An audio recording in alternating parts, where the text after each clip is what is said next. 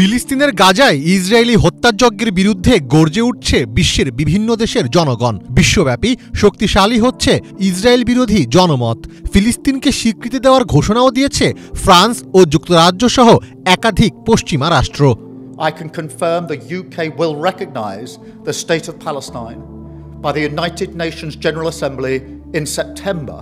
গাজায় ইসরায়েলি দখলদার বাহিনীর বর্বরতাকে গণহত্যা হিসেবে স্বীকৃতি দিয়েছে হিউম্যান রাইটস ওয়াচ ও অ্যামনেস্টি ইন্টারন্যাশনালের মতো মানবাধিকার সংগঠন। ইসরায়েলের বিরুদ্ধে গণহত্যার অভিযোগে মামলা চলছে আন্তর্জাতিক বিচার আদালতে। তবে এত কিছুর পরও গাজায় ইসরায়েলের অভিযানকে গণহত্যা বলতে রাজি নন মার্কিন president Donald Trump. I don't think it's sad. Look, they're in a war. Some horrible things happened on October 7th, as you know. It was a horrible. 3 August গাজায় ইসরায়েলের গণহত্যার অভিযোগ সম্পর্কে সাংবাদিকরা জানতে চাইলে গণহত্যার বিষয়টি প্রত্যাখ্যান করেন ডোনাল্ড ট্রাম্প। পেনসিলভেনিয়ার অ্যালেনটাউনে এয়ারফোর্স ওয়ানে ওঠার প্রস্তুতি নেওয়ার সময় ট্রাম্প বলেন, আমি মনে করি না এটি গণহত্যা, এটি যুদ্ধ। They see evidence of a genocide in Gaza. I don't think it's sad. Look, they're in a war. Some horrible things happened on October 7th, as you know. It was a horrible. তবে গাজার পরিস্থিতিকে গণহত্যা মানতে নারাজ হলেও 2023 সালের 7 October নিয়ে ব্যথিত ট্রাম্পের হৃদয়। ট্রাম্প বলেন, 7 অক্টোবর ভয়াবহ ঘটনা ঘটেছিল। এটা ছিল আমার দেখা সবচেয়ে ভয়াবহ ঘটনাগুলোর মধ্যে একটি। গাজা সম্পর্কে আরও বিস্তৃতভাবে জানতে চাইলে ট্রাম্প বলেন, আমরা চাই জনগণ যেন খাবার পায়। আমরা ফিলিস্তিনের জনগণকে খাবার দেওয়ার জন্য অর্থ ব্যয় করছি। এদিকে ফিলিস্তিনকে রাষ্ট্র হিসেবে স্বীকৃতি দেওয়ার জন্য যুক্তরাষ্ট্রের কিছু আইন প্রণেতা একটি যৌথ চিঠি প্রকাশ করেছেন।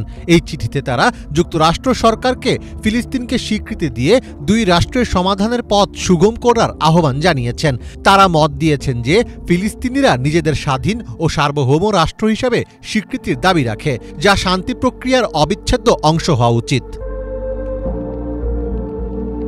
ক্যালিফোর্নিয়ার কংগ্রেসম্যান রো খান্না প্রস্তাবিত এই চিঠিতে নতুন করে স্বাক্ষর করেছেন চ্যালি পিংরি, নিডিয়া ভলাসগুয়েজ ও জিম ম্যাকগরভান।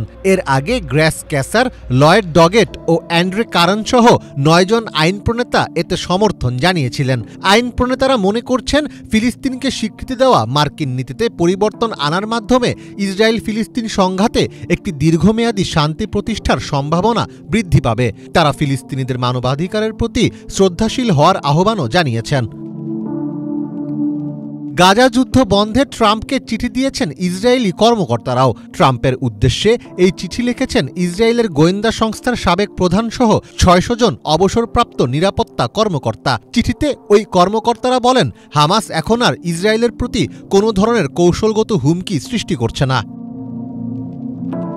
সম্প্রতি গাজায় নতুন করে সামরিক অভিযান সম্প্রসারণের উদ্যোগ নিয়েছেন ইসরায়েলের প্রধানমন্ত্রী বেনিয়ামিন নেতানিয়াহু। হামাসের সঙ্গে জিম্মি মুক্তির আলোচনায় অচলাবস্থা দেখা দেওয়ায় তিনি এই উদ্যোগ নিয়েছেন বলে জানা গেছে। মীর ফজলে রাব্বি, বাংলা ভিশন।